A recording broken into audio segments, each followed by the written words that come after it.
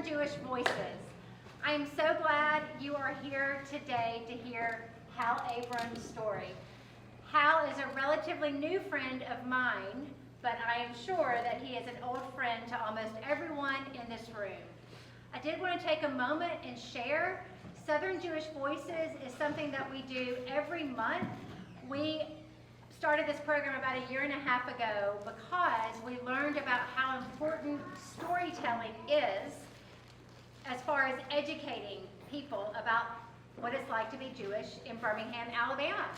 And so we wrote some grants. So Leil's going to tell you a little bit about that at the end of the program. So part of what we're doing today is here to honor Hal's story. But equally as important with this program and all the fuss that you see is archiving each of these stories. And so on our website, give us a few days to get this one up, but on our website you can find every story, and I'm looking at different people who've shared their story with us that we've been able to provide with you through this program. So one more shameless plug for our annual meeting on Sunday. I would love to see as many of you out here at 10 a.m. on Sunday for brunch and some speakers. It'll be a great time. So without further ado, I'll turn it over to Margaret Norman, our moderator today. Thank you so much, Brooke, and thank you to Hal for being here with us. I am not going to spend too much time introducing Hal Abroms today because I think so many of you know him, and it's a real testament to his impact on all of you and on the Jewish community that we've had to move to this larger room and how many people have turned out today. But I will say I've had the pleasure of meeting Hal just recently. At our conversation just a few weeks ago, we spoke for 2 hours, so it's going to be a challenge today to cover it all in 45 minutes, but I know that you have so many great stories to share, and just thank you for being here with us. My pleasure. Well, with that, I would love to jump in talking a little bit about your early life. So you grew up in Dermot, Arkansas, in a community with very few other Jewish families. Can you tell us a little bit about that experience, what it was like to grow up in a Jewish family there? Yes, there were four. I grew up in Dermot, Arkansas, a town of about 3,000 people. There were 4 Jewish families in Dermot. 3 of them had retail stores like my dad, and then there was one that had a whiskey store. There was only one family that had children our age. And so our families tried to keep us, it was their idea that we had to have some kind of Jewish education. So do you want me to talk about it? Yeah, tell us a little bit about that. So there were, what was that? There were maybe 5 communities near Dermot. There was McGee and Dumas and Lake Village, and each town had a few Jews. And on Sunday, we would go to McGee, which was 10 miles north of Birmingham, of Dermot, and for Sunday school. There were 8 families in McGee, and each, depending upon what grade you were in, that's where your family dropped you off. So I had an older sister, 3 younger brothers, 2 younger brothers, and so we went to Sunday school in McGee. And often our families, while we were in school, they'd go back home. It was 10 miles. Most of the roads were paved. so it was not hard to do. Then in the afternoon, the rabbi from Pine Bluff used to come down on Sunday, and we rented a white church, and on Sunday afternoon we had services with the rabbi from Pine Bluff. I think that's so amazing that even in such a small Jewish community, everybody sort of banded together to make it work. Yeah, sounds like. And it worked, and we made great friends. We sometimes we were invited to stay for dinner, and so it was what we did. I was confirmed in that environment. There was no such thing as bar mitzvahs at the time, not with us anyway. There's one family, I just asked Mark if he knew Frances Capulla. Her family were the Nussbaums. They had a store, and we always called her Totsie. I didn't know her name is any different. So we used to see them. I was just going to say, can I ask, you shared with me too that, so you had this sort of Jewish community there, but that your parents really wanted you to move away from Dermot. And I wondered if you could speak a little bit about that. Yes. My dad felt that he wanted to get his children educated, and he did not want them to come back to Dermot because he didn't think that was a satisfactory place to raise a family. That his goal in life was to get us educated, and it was interesting. I never saw him read a book, but he read all the magazines that told about what was going on in the country, Times and Life and Newsweek and so forth. And he always suggested that we should go to school where the presidents of the United States had gone to school. So he made that happen, I think. And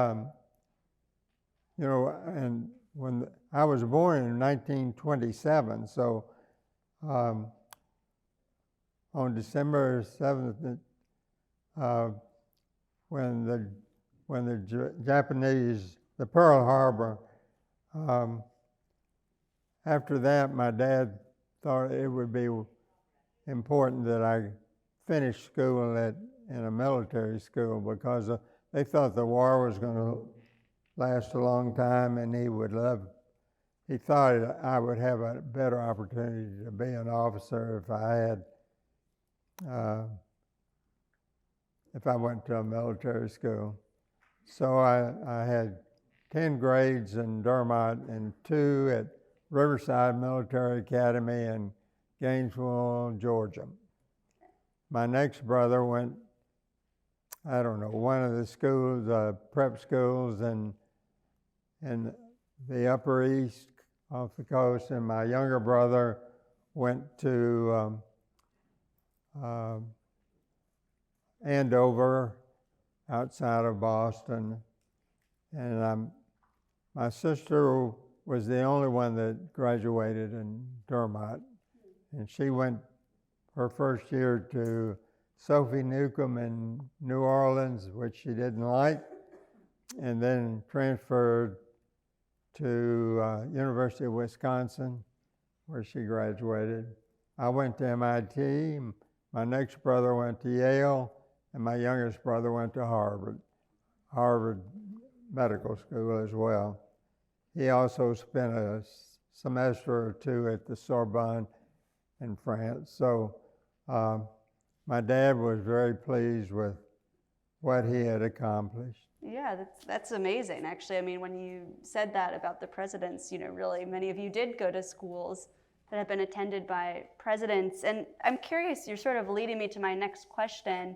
You described for me that after you went to school, you went to MIT, and you went to enlist in the Army. And I thought it was interesting. Navy, I'm sorry. I thought it was interesting because when we spoke, you said that you felt afraid to miss the war. You didn't want to miss it. Tell us a little bit about that decision to enlist and your time in the Navy. Yeah, the fact is that everybody I knew wanted to go into the service. I mean, it was not like Vietnam. This was people felt that they needed to serve, and we had rationing and we had all kinds of things that reminded us every day that we were in war. And the schools in those years, a lot of the schools went 12 months a year. There was no summer vacation. And our fraternity brothers in the upper classes were being drafted, and we were freshmen, and so three of us thought we ought to go down and enlist in the Navy. And we went down, found out that we had to have our parents' consent because we were only 17 years old. And so we did get our consent, and they told us that we could finish the term we were in. We were in our third term at the end of 1944. And after we finished that term, they drafted us, and we went to Chicago to the Naval Training Station on Lake Michigan, which is a very cold place. I'm sure that was difficult coming from Arkansas, and probably even colder than Boston. So it was an interesting experience, to say the least. I learned how to sleep with all my clothes on, and I was still cold. So because we were there in January, February. So. What was it like experiencing the end of the war? I'm curious. Do you remember the end of the war and sort of that moment? What did that feel like? I don't understand what you... When the war was coming to an end, so you, remind me if I got these dates right, but you entered in 1945? Yeah, we went on active duty in 1945. Okay. And I was approached by somebody, some officer, and who told me that I had qualified to go to the Naval Academy. And though I'd been assigned to a ship, but they kept me at what they call an outgoing unit until they had 6 sailors that they wanted to send to Annapolis to the Naval Academy. So I hung around there for several months waiting to see what happens next. And then when they got there, we were with the Commodore of the training station, and they told us what was going to happen next. Like we were going to preschool to get ready for Annapolis. I'd already had 3 semesters of that kind of stuff, so then we would go to the Naval Academy for 4 years, and then we'd we would have to give the Navy 4 years back. So it was an 8-year commitment, which didn't sound really good to me. So I asked him what else he had to offer. And he said, I can send you down to the University of Louisville, and we're training there, but you'll also have an opportunity to go to school if you want to. So I spent over a year in Louisville, and I had a great family living in Louisville. My mother's brother, which turned out his daughter became Michael Sagg's mother, so we were very close. So I stayed at the University of Louisville until June of '46, when I was separated from the Navy. Got it. And then after that, I know that you went back to school and you met your wife during that time, which your father was very excited about. I didn't want to go back really because it was a very difficult school and I really wasn't prepared. A lot of my classmates had gone to private schools for the purpose of being prepared to go to MIT. So I didn't want to go back, but the fact is the government, the GI Bill, made it possible for so many people who otherwise wouldn't be able to go to the university because of lack of funds. But now there were a lot of very brilliant young people that had the opportunity to go to school. So my sister had transferred to University of Wisconsin, and that sounded like a really place to go. And so I was accepted at the University of Wisconsin, but the problem was housing. And so the closest housing that I could get to the university was about 40 miles. So I didn't think that was what I had in mind at all. So I said, I'm not going to be a quitter. I'm going to go back to MIT and I'm going to get it done. So the first weekend back at our fraternity house, we had a party to welcome all the guys back that had been in the service. Many of them I did not know. Some had come while I was in the Navy. Others had gone while I was at MIT. So we had this great number of people, and there was a young man from Memphis by the name of Jack Bells who had this girl at the fraternity house that night, and I introduced myself to him, and he had been in school while I was gone away, and the girl he was with turned out to be my wife, but she wasn't a date. She had a brother that was a bomb pilot, a pilot in the Army, in the Air Force, and he never came back. And so there was a cantor from Memphis that was very close to Jack's family, and he had left Memphis and gone to Boston to one of the large synagogues.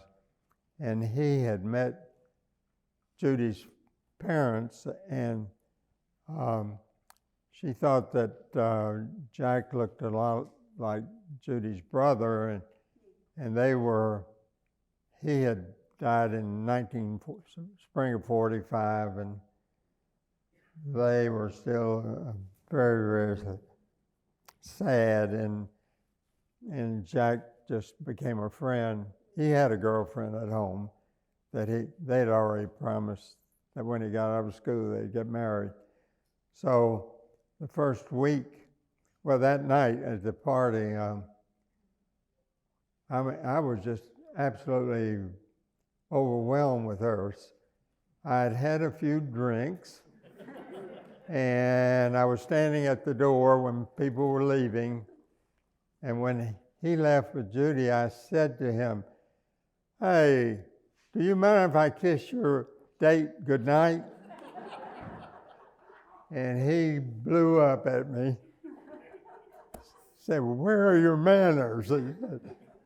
So on Monday, the next Monday, I asked him about the girl he was with that Saturday night, and could she give me a date for next weekend? And so he called her, and she said she would work on it. On Friday, she called him and said that every girl she knew had a date already, but her date for Saturday night had been canceled for some family business, and that she said, "I'll go." And so so we had a date, and I brought her to the fraternity house, and I wrote my dad that my dad wrote me every day when I was in college, and he would tell me just nice things, and he said, "Just write a little on the bottom of my letter and send it back to me. I just want to know you're doing okay." So I wrote him that I had met the girl of my dreams. And so to get from Dermot to Boston on a train, it was 2 days and 2 nights. My dad was there in 2 weeks after he got my letter. He wanted to meet the girl of my life, and he agreed with me. He loved her too. So I was very happy that I went back to MIT. Yeah, it's, things work out how they should, and that's such a great example. So we've heard a bit about your earlier life. I'm going to kind of fast forward us in time a little bit, because I know that everybody is eager to hear as well. So, from there, you do make your way to Birmingham, where I was surprised to learn that you spent actually, I think, 23 years in the meat business, and then, of course, going into retail. But what I'd really love to ask you about is, you're also so well known for being so involved in the Birmingham Jewish community and, an active philanthropist. And I wonder if you could talk about some of the causes that you've worked on that are most important to you in this community. Or you could tell us a little bit about getting involved in this Jewish community. Well, we moved to Birmingham in 1951. We had one child that was 3 months old, and we moved, incidentally, I'm looking at Karen sitting over here, because we moved in the building that her parents were in, and when we came to Birmingham.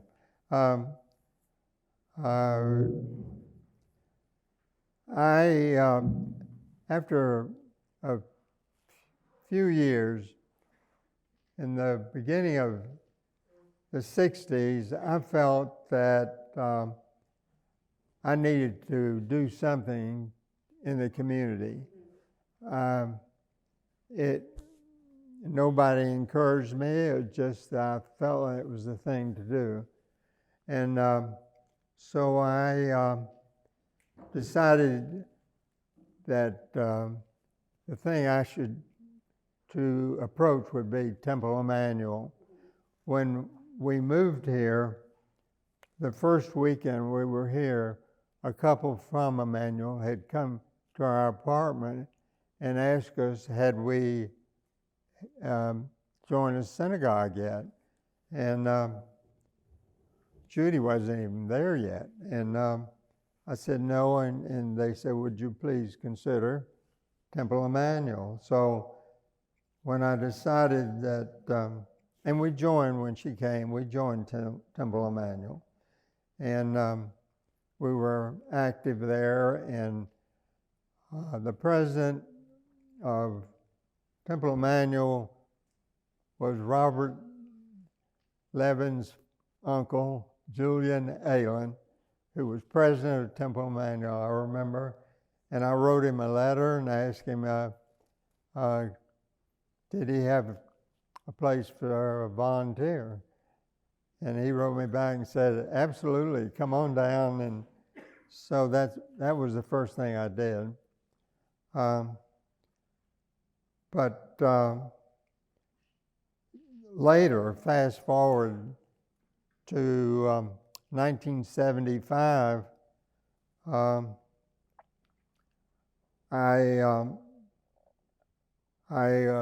had the opportunity from the Hesses to go to be part of the Parisian family. I had spent 23 years in the meat business, and we had sold our company, and I was the president. We sold it to a New York Stock Exchange company, and I was the president of our meat company, and I'd become very friendly with Emil. I played golf with him, and he came over to our plant sometimes to see what we were doing, and we used to visit on Saturday afternoon and talk about his business, and we just had a wonderful relationship. And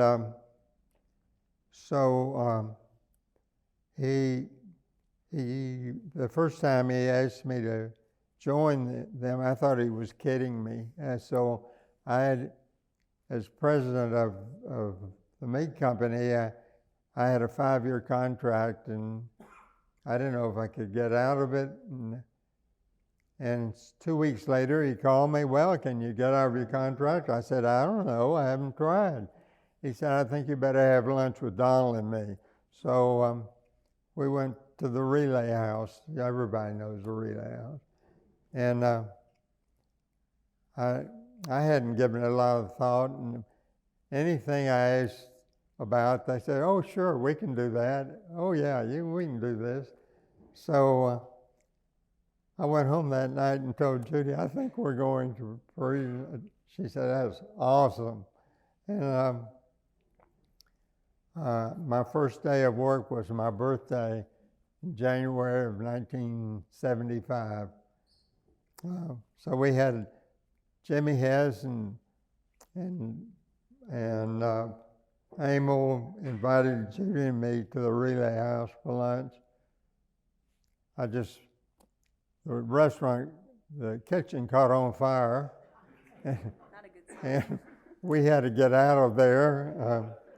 So that was a really exciting day. It was also raining that day. I remember it like it was yesterday.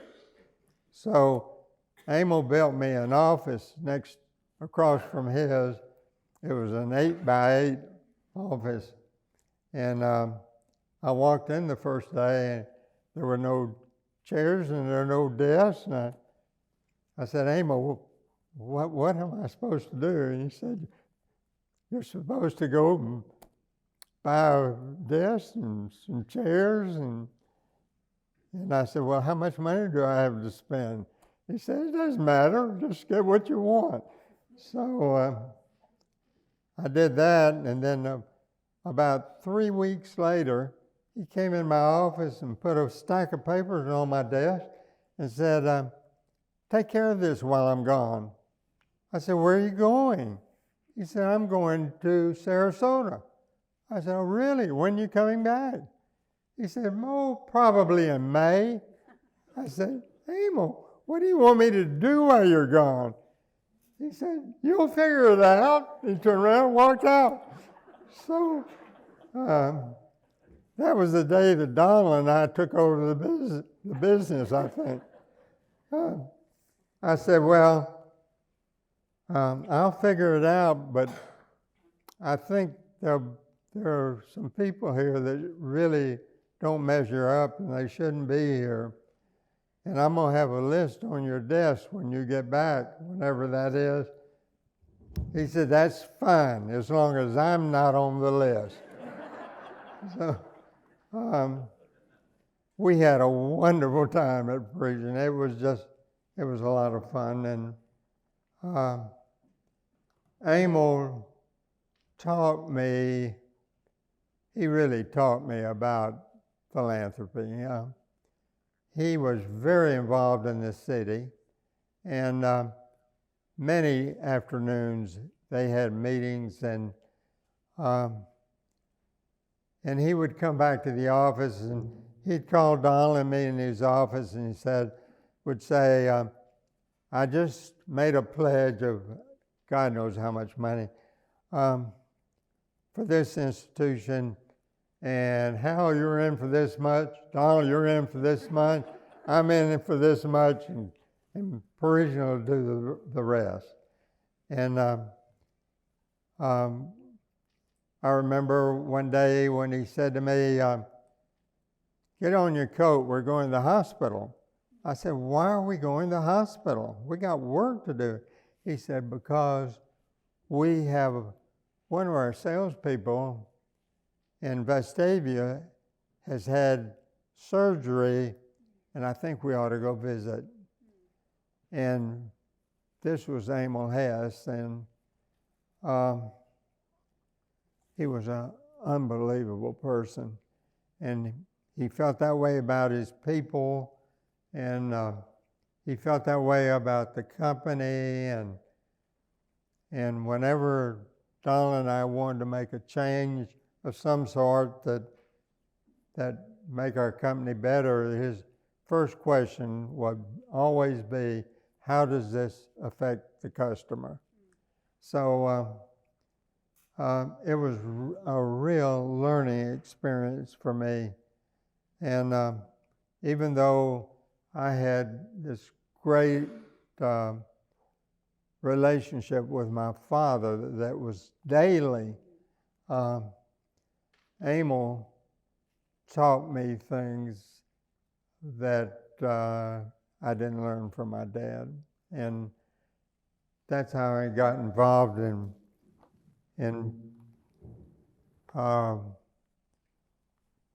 philanthropy. And this was, my kids gave me this for my 95th birthday.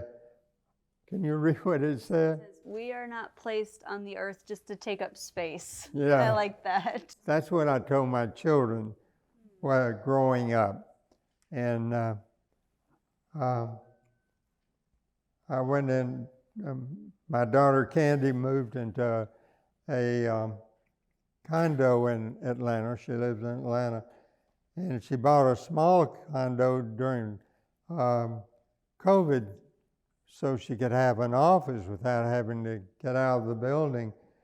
And I walked in the office, and this was on the wall. So at least I knew when she was listening. Yeah. That's got to feel good. That's a real piece of wisdom that you've passed down. I have 2 more questions for you, and we are going to go just 5 minutes over. I'll warn everybody.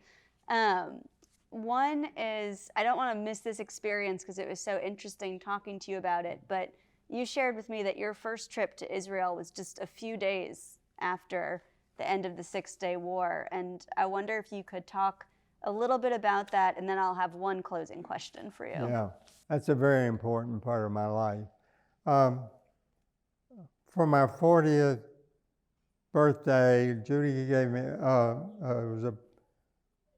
it was a secret I didn't know about. I don't like secret birthdays. But anyway, our friends gave Judy and me the down payment on a Young Leadership, UJA, Young Leadership trip to Israel in 1967. This was in 1966, well, it was 1967. So, of course, that was a 6-day war, and we were leaving. It was a 4-week trip because it turned out that as a result of the war, a lot of the Jews in North Africa were tossed out of their country, and they were all over Europe waiting for transportation to Israel. And so our first stop was Paris, and we went to soup kitchens and dormitories where Jews were living, waiting for trips. And we were in Naples, and we were in Rome, and we found this everywhere we went. And we got to Israel, only about half of the group that had originally signed to go. I think we were probably 30 young couples, 40 and younger. And they were a group of active young people that had Jewish educations, that had been to Jewish day schools. And I turned to Judy and I said, we are the illiterate Jews on this trip. And it really, really bothered me that we did all the things, and we went where the tanks were still burning, and it was exciting. And in this room, when we got back, we showed all our pictures. But the thing that was bothersome to me was how little we knew about Judaism. And a few years later, when the GA of the United Jewish Appeal was in New Orleans, I guess we had 40 people or more from Birmingham that went to that. And we met a couple from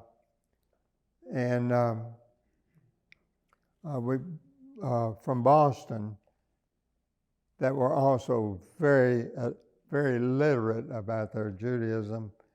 And they were offering a trip the next year. It was not going to be a visit. It was going to be study for 2 weeks in Israel. And while we were there, one Saturday morning, two of the guys who were on the trip, there were only about 10 couples, I think. They said, let's go in the old city and see if we can get in a synagogue and see what's going on Saturday morning in Jerusalem. So we started walking down the street, and we heard this unbelievable voice of young boys that was chanting Torah. And so one of the guys said, let's go in here and sit down. So we went in, the three of us, and somebody came up to me I didn't know, and he gave me a little circle with a Hebrew letter on it. And I turned to the guy sitting next to me, and I said, what is this? He says, you've just been given an aliyah, and this is the number that I couldn't do an aliyah. And I said, I was never going to let that happen to me again, ever. And so the other two with me, they were all excited. They went up and had the aliyah. And so when I got back, when I became president of the Birmingham Jewish Federation, one of the first things I wanted to do was to do something about that. And Phyllis Weinstein was the perfect person that started that, and it was Phyllis and Abe Kaplan, who had been partners of mine at the meat business. The three of us formed our first day school. Wow, that is so wonderful how those experiences connected, and just what a great story. And this actually leads me, I think, to my closing question, which is, we have some day school students here, we have other people who are sort of the next generation of Jewish leadership in the city. What advice could you give as, a longtime Jewish leader to our next generation?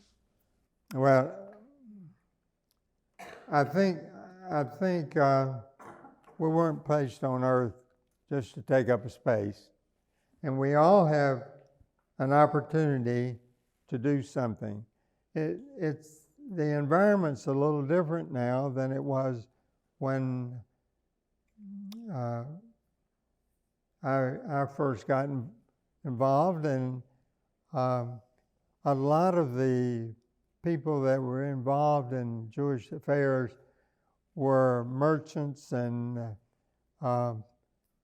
they weren't professional, and now the children are professionals, and it's much more difficult for them to take the time away from their practice or whatever it is, because that's the way they make their money.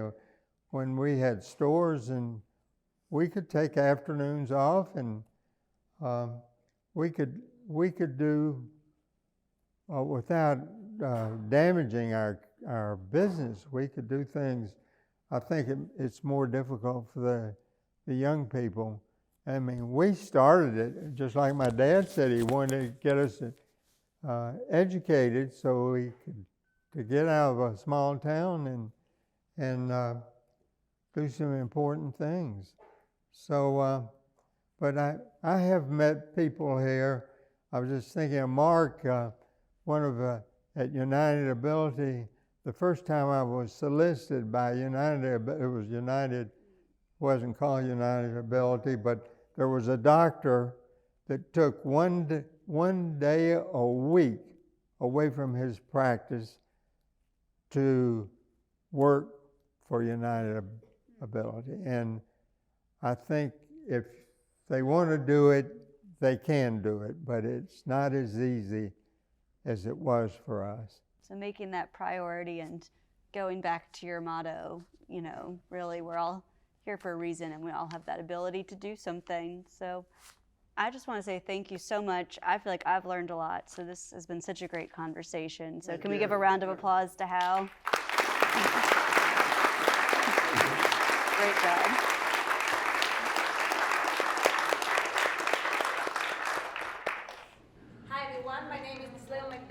The Director of Jewish Life here. And first of all, thank you so much for joining us. What a wonderful way to kick off the new year together. And this is our biggest turnout for this wonderful program. And thank you, Hal, for the wonderful legacy you brought us. There's a group of Animals Day School students, that one of them is my son. And we are so thankful for everything you've done for that school. We also have a group from Roshine Partnership together that are here visiting. So thank you for joining us in your business. And I want to thank our partnership with Temple Beth El, the beautiful moderation of Marjorie. And this program is made possible, I don't want to forget, by the Alabama Humanities Alliance and the Ted and Marjorie Levite Jewish LJCC Fund. And I want to invite you, if you enjoy this program, on the back of the program flyer on your table, you're welcome to scan it. You're welcome to take a pledge card. We will appreciate your support as well. And invite you as well. We have an Havdalah celebration here this weekend from 5 to 7 p.m. On Friday, we have Honor Our Parents Shabbat service where we're going to celebrate Tu B'Shvat together and have a small Seder. And you have been a great supporter as well of a CJFS. And thank you for the partnership together for doing this event. And we have an annual meeting, and we have a lot of other programs for Southern Jewish Voices. So thank you so much again. and I'm really, really honored to have you here with us.